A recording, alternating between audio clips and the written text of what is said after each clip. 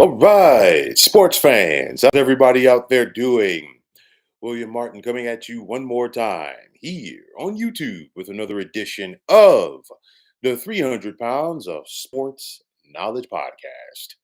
All four NFL teams that are playing today had to face the fact that, hey, they would be playing three games within an 11-day period. And each game, we clearly knew that there was going to be a winner and there was also going to be a loser.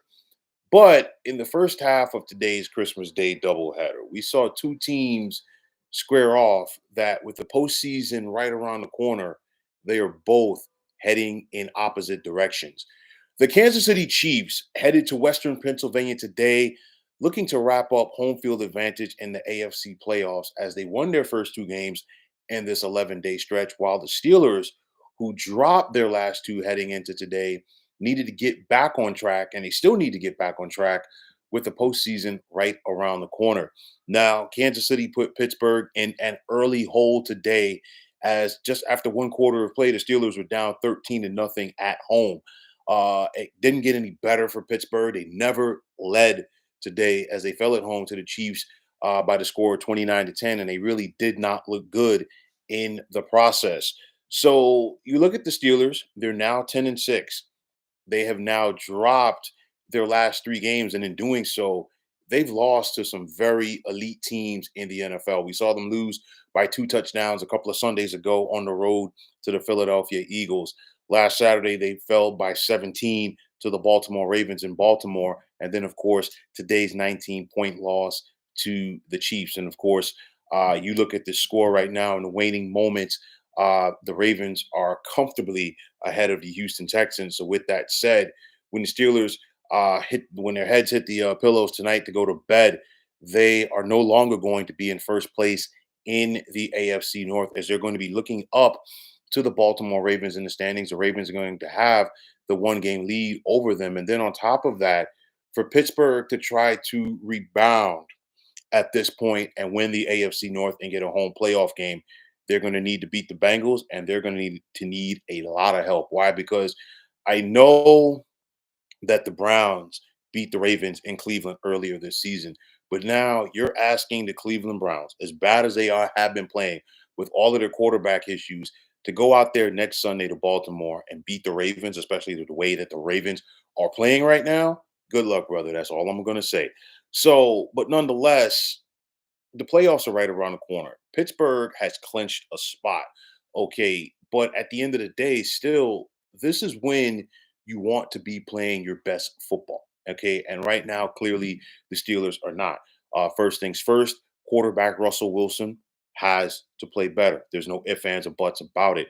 The Steelers' offense has to play better overall. We saw Pittsburgh run the football better today than they did a couple of weeks ago and so forth. But nonetheless, the Steelers' identity, regardless of who they have at wide receiver and tight end and all of that stuff, Pittsburgh's identity is their running game. Okay, they are a physical team. Pittsburgh has to get back to being physical on both sides of the football. They have not been able to do that in the last couple of weeks, and if they can't get it figured out, their trip to the postseason next month will be a quick one. You look at it again with the Steelers offense, they've only scored 40 points in their last three games. That simply is not going to cut it, especially when we're talking about the Pittsburgh Steelers.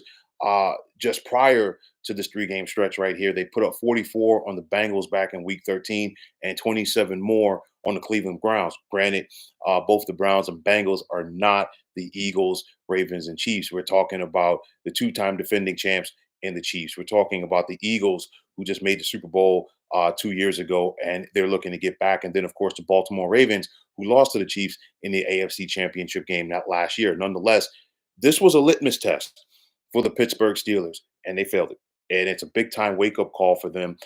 As again, like I said, they got to try to figure this thing out and figure it out in a quick way.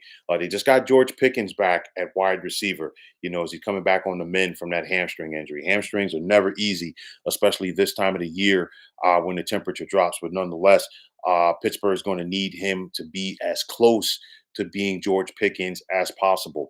Still a lot of talent on this Pittsburgh team, especially on offense, but they have to get back in sync. And then on top of that, that defense has to go out there and be nasty again. And I do think if Pittsburgh's offense does get back on track, it will lend something to this defense, in my opinion.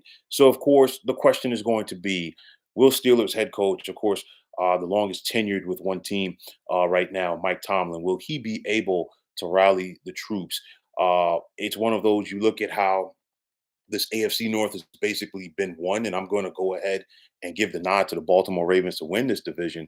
But nonetheless, Baltimore's playing their best football right now, while Pittsburgh isn't.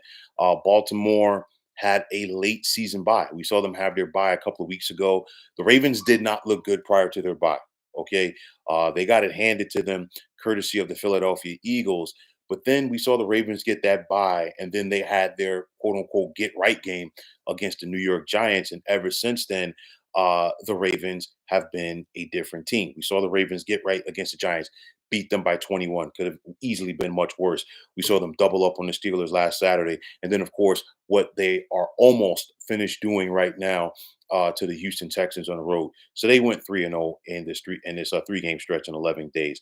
The same thing could be said about the Kansas City Chiefs. And at the end of the day, it's an adverse situation for everybody, but it comes down to how you are able to tackle it. And then again, I'm not trying to make excuses for the Steelers, but I'm being real. Consecutive weeks where you got to go on the road and take on the Eagles and Ravens this time of the year, it's not easy, but you still got to go out there and try to figure things out. And unfortunately for Pittsburgh, they didn't do that. And of course, again today against the Chiefs, you got to play your best football. And simply, Pittsburgh did not, while Kansas City did. So the other question is going to be, will Pittsburgh be able to right these wrongs? They got one game left against the Cincinnati Bengals, and the Bengals, for what it's worth, they're not going to be in the playoffs. Okay. I mean, they're still mathematically alive right now. I totally get it. But the Bengals need a lot of things to go right with the teams in front of them in order to not make the playoffs. And it simply is not happening. But nonetheless, if you're Cincinnati, you know, outside of you making the playoffs, you would love to send the Steelers there on a sour note. And of course, we saw the Bengals hang 38 points on the Steelers a couple of weeks ago.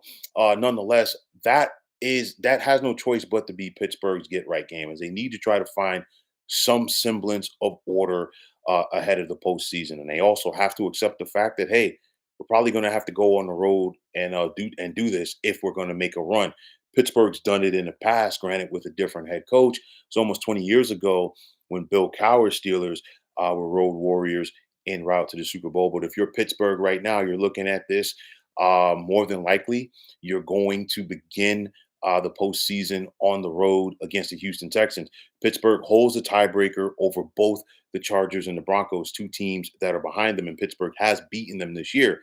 So they would get that top wild card. But you're talking about a scenario where they're facing Houston right now. They would face Houston in the wild card round, a Texans team that's not playing their best football, a lot of injuries at the wide receiver position.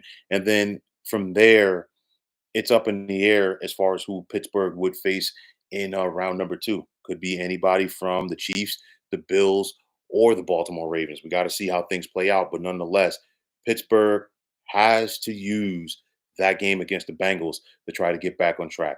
The Steelers have to get back to playing nasty. And when I say nasty, it starts in the trenches on both sides of the football. We haven't seen that in recent weeks. The Steelers are not a good enough team to overcome when Russell Wilson's turning the football over, or when the running backs or receivers are turning the football over as well. They're just simply not built like that. But nonetheless, like I said before, this was a litmus test for the Pittsburgh Steelers.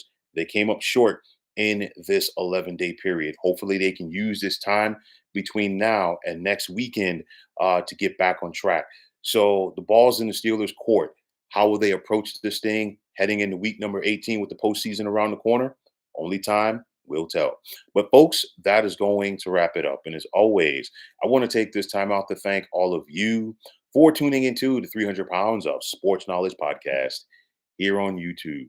I want to take this time out to thank all of you fine folks out there for tuning in. And if you haven't already, please feel free to subscribe to this channel.